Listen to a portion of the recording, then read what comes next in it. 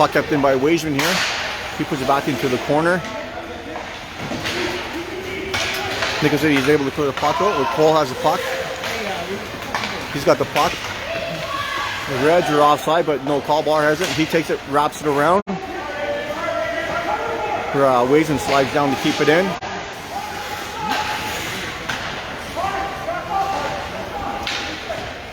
Bar on the forecheck.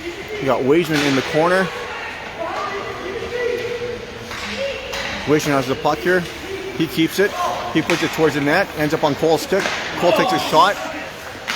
Nickel City feeling a bit of pressure. Ends up on Courtney's stick. His shot is wide.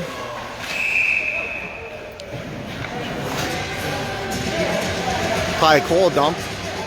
The Reds teammate taking exception to that.